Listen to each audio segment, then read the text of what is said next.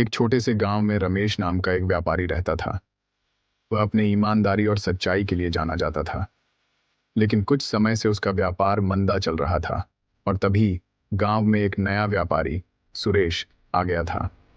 सुरेश अपनी चतुराई और धोखे से लोगों का पागल बनाकर विश्वास जीत रहा था।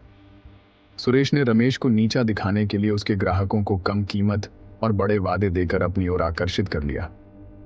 रमेश ने भी देखा कि उसके ग्राहक धीरे धीरे कम होते जा रहे हैं, लेकिन उसने तय किया कि वह अपनी ईमानदारी का रास्ता कभी नहीं छोड़ेगा। एक दिन गांव के एक बड़े किसान मोहन ने अपने खेत के लिए सामान खरीदने का फैसला किया। वह पहले सुरेश के पास गया। सुरेश ने उसे सस्ता और अच्छी गुणवत्ता का सामान देने का वादा किया। मोहन ने सुरेश पर भरोसा किया और सारा सामान खरीद लिया। लेकिन कुछ ही दिनों बाद मोहन को पता चला कि सुरेश का सारा सामान नकली और खराब गुणवत्ता का था। इससे उसकी फसल खराब हो गई। वह बहुत परेशान हुआ और रमेश के पास शिकायत लेकर गया। रमेश ने मोहन की सारी परेशानी सुनी और कहा, मैंने हमेशा सच्चाई और ईमानदारी का साथ दिया है। मैं तुम्हारी मदद जरूर करूंगा दोस्त।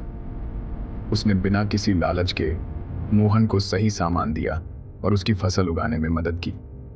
कुछ ही महीनों बाद मोहन की फसल लहरा उठी। उसने गांव वालों को रमेश की ईमानदारी और सच्चाई की कहानी बताई। धीरे धीरे सभी गांव वाले रमेश के पास वापस लौटने लगे। सुरेश का झूठ और धोखा सबके सामने आ गया और उसका व्यापार भी बंद हो गया। इससे हमें सीखने को मिलता है कि सच्चाई का रास्ता भले ही कितना कठिन क्यों ना हो, लेकिन अंत में जीत हमेशा सच्चाई की ही होती है। और अगर आपको यह वीडियो अच्छी लगी हो तो वीडियो को लाइक करके चैनल को सब्सक्राइब कर लें। धन्यवाद।